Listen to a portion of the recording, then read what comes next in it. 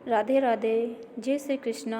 मैं मीना शर्मा 6 क्लास के ज्योग्राफी की बुक के चैप्टर नंबर 4 मानचित्र को आज हम लोग रीड करेंगे।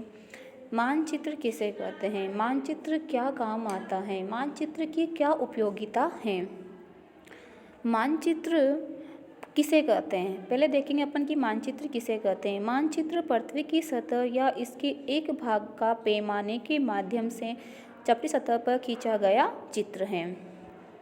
मानचित्र की उपयोगिता, अपने देश, राज्यों, जिलों, शहरों, गांवों के बारे में अध्ययन करने के लिए मानचित्र का उपयोग किया जाता है।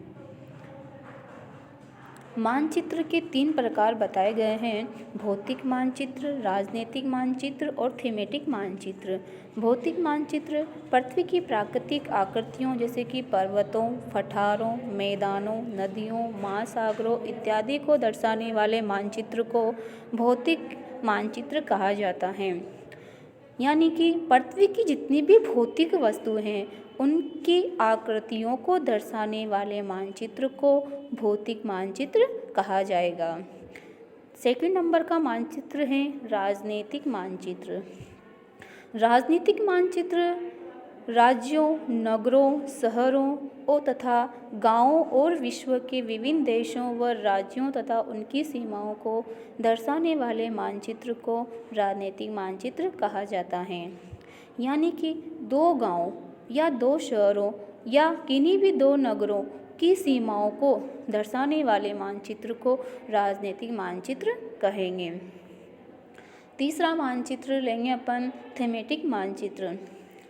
थीमेटिक मानचित्र कुछ विशेष जानकारियां प्रदान करता है, जैसे कि अपन ले लें, अब लोग लिख सकते हैं सड़क मानचित्र, वर्षा मानचित्र, वन तथा उद्योग आदि के वितरण को दर्शाने वाले मानचित्र।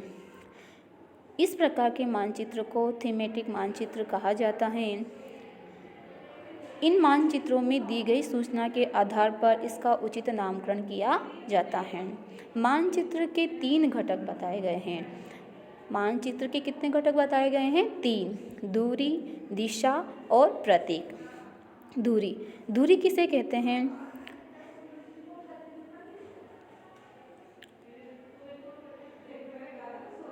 मानचित्र एक आरेखण होता है जो कि पूरे विश्व या उसके एक भाग को छोटा कर कागज के एक पन्ने पर दर्शाता है, या यह कह सकते हैं कि मानचित्र छोटे पैमाने पर खींचे जाते हैं, लेकिन इसे इतनी सावधानी से छोटा किया जाता है ताकि स्थानों के बीच की दूरी वास्तविक रहे। पैमाना स्थल का वास्तविक दूरी तथा मानचित्र पर दिखाई गई दूरी के बीच का अनुपात होता है। हम लोग उदाहरण देखेंगे कि आपके विद्यालय आपके घर के बीच की दूरी 10 किमी है, यानी 10 किलोमीटर है, जिसे मानचित्र पर 2 सेंटीमीटर की दूरी से व्यक्त किया गया है। इसका अभिप्राय है कि मानचित्र का 1 सेंटीमीटर स्थल के 5 किलोमीटर को दर्शाएगा। क्या तात्पर्य है इसका? कि मानचित्र का जो 1 सेंटीमीटर स्थल है वह 5 किलोमीटर को दर्शाएगा। आपके रेखा चित्र का पैमाना होगा 1 सेंटीमीटर बराबर 5 किलोमीटर। इस प्रकार पैमाना किसी भी मानचित्र के लिए बहुत महत्वपूर्ण होता है। अगर आपको पैमाने की जानकारी है तो आप मानचित्र पर दिए गए किसी भी 2 स्थानों के बीच की दूरी का पता लगा सकते हैं। जब बड़े क्षेत्रफल वाले भागों जैसे कि महाद्वीपों या देशों को कागज पर दिखाना होता है तब हम लोग छोटे पैमाने का उपयोग करते हैं। उदाहरण के लिए मानचित्र पर 5 सेंटीमीटर स्थल के 5 किलोमीटर को दर्शाता है। इसको छोटे पैमाने वाला मानचित्र कहते हैं। जब एक छोटे क्षेत्रफल वाले भाग जैसे आपके गांव या शहर को कागज पर दिखाना होता है तब हम बड़े पैमाने का उपयोग करते हैं। जैसे स्थल पर 500 मीटर की दूरी को मानचित्र पर 5 सेंटीमीटर से दर्शाया जाता है। इस प्रकार के मानचित्र को बड़े पैमाने वाला मानचित्र कहते हैं। किंतु बड़े पैमाने वाले मानचित्र छोटे पैमाने वाले मानचित्र की अपेक्षा अधिक जानकारी प्रदान करते हैं। देखो इसमें एक चित्र दे रखा है, इसमें 1 सेंटीमीटर बराबर लिया गया है 10 मीटर। कितने लिया गया है? 1 सेंटीमीटर बराबर 10 मीटर। इसमें देखो विद्यालय से, सामुदायिक मैदान से, सामुदायिक जो केंद्र हैं उससे खेल का मैदान कितनी दूरी पर स्थित है, या विद्यालय से कुएं की दूरी कितनी स्थित है, विकास का घर फल उद्यान से कितनी दूरी पर स्थित है। दूसरा घटक है दिशा। दिशा किसे कहते हैं? दिशा अधिकतर मानचित्रों में ऊपर दाहिनी तरफ तीर का निशान बना होता है जिसके ऊपर अक्षर U लिखा होता है। ये तीर का निशान उत्तरी दिशा को दर्शाता है। उसे उत्तर रेखा कहा जाता है। जब आप उत्तर के बारे में जानते हैं तब आप दूसरी दिशाओं जैसे पूर्व, पश्चिम, दक्षिण के बारे में पता लगा सकते हैं। इस प्रकार 4 दिशाएं होती हैं: उत्तर, दक्षिण, पूर्व, पश्चिम। वे प्रधान दिग्बिंदु कहा जाते हैं। दिग्बिंदु यानी दिशाओं को संबोधित करने वाले बिंदु।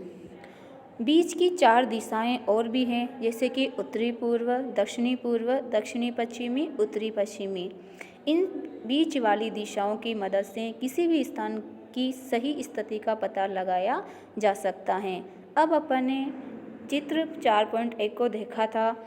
उस चित्र को देख के आप लोग बताओगे कि विकास के घर से सामुदायिक केंद्र या खेल के मैदान की दिशा क्या है।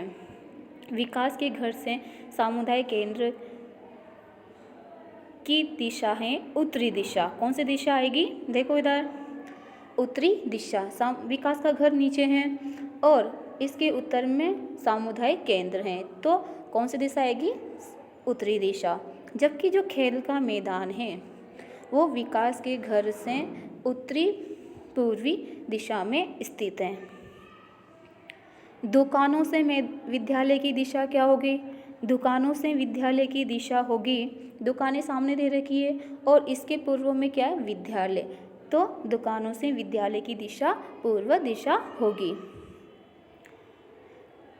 हम दिक् सूचक की सहायता से, दिक् सूचक का क्या तात्पर्य होता है? यानी दिशा को सूचित करने वाला यानी यंत्र, यानी दिक् सूचक की सहायता से किसी स्थान की दिशा का पता लगा सकते हैं। यह एक यंत्र है। ये क्या है? एक यंत्र जिसे बोला जाता है दिक् सूचक यंत्र, यानी ऐसा यंत्र जो दिशा को सूचित करता है।